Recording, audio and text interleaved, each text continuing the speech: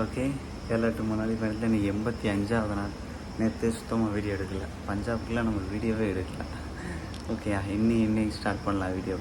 நேற்று ஈவினிங் தான் பஞ்சாப் பஞ்சாப்லேருந்து ஜம்மு காஷ்மீர் வந்து ரீச் ஆனேன். அந்த என்ட்ரிக்குள்ளே ஜம்முங்கிறது நம்ம 100 கிலோமீட்டர் கிட்டே இருக்குது. நம்ம ஒரு இடத்துக்கு போகலாம் அப்படின்ட்டுருக்கோம். அங்கே போயிட்டு அப்படி படிப்படியாக எடுக்கலாம். நேற்று இங்கே தான் தூங்கினோம், மாயா மகா மந்திர் அப்படின்னு சொல்லி ஒரு இடத்துல. சும்மா சின்னதாக நமக்கு ஒரு ரூம் கொடுத்தாங்க. நல்லா தூங்கிட்டு ஃப்ரெஷ்ஷப் ஆகிட்டு இன்றைக்கி கிளம்ப போகிறோம். ஓகே, கிளம்பலாம். ரோடு வேலை நடந்துக்கிட்டு இருக்கா. ஐயோ, இது வந்து பெரிய ரோடு போட்டுட்ருக்கேன், நேஷ்னல் ஹைவேஸ். பயங்கரமான டிராஃபிக்காக இருக்குது, தூசியாக இருக்குது. மலைக்குள்ளே ஓடிடலாம்னு நினச்சேன். ஜம்மு காஷ்மீர் வந்தால் மலைக்குள்ளே போகிறதுக்குன்னா ரொம்ப காலம் இருக்குது. போகலாம்.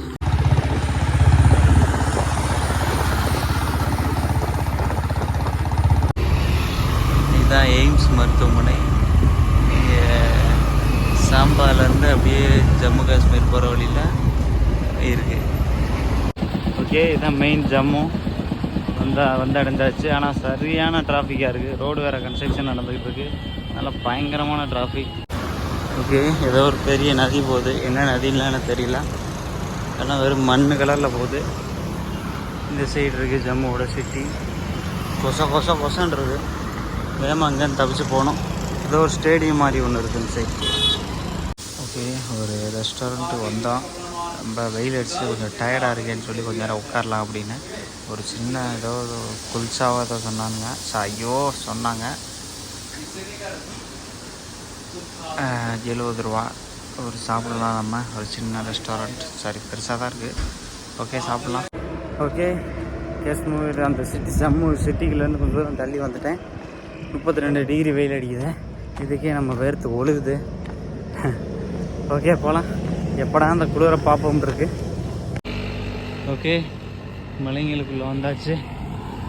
இப்போ அந்த பாபா தன்சர் அப்படின்ற ஒரு 14 கிலோமீட்டர் தான்.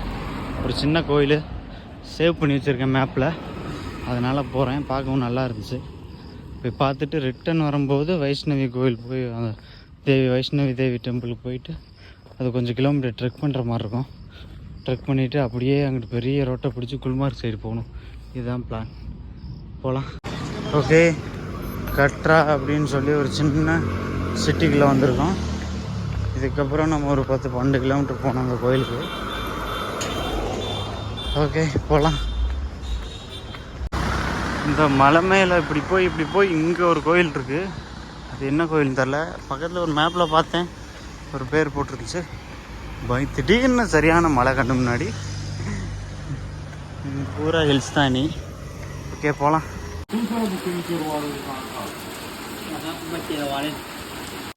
ஓகே, இந்த கோயிலில் தூங்கலாம்னு சொல்லி கேட்கலான்னு வந்தேன். ஒரு சின்ன பேக்கரி இருந்துச்சு. அப்புறம் அங்கே நின்றேன். அங்கே ஒரு பையன் இருந்து சரி இங்கே தூங்கலாம் அப்படின்ற மாதிரி சொன்னார். அதனால் வெயிட் பண்ணிக்கிட்டு இருக்கேன். என்ன நடக்குது என்னென்னு நைட்டில் பார்க்கலாம். ஓகே,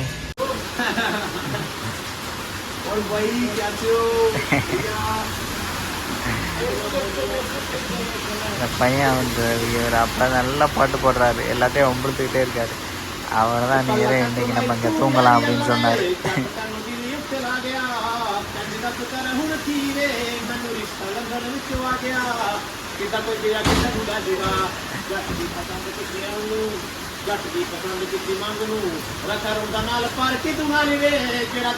பழகிறாரு பாரு அவர்.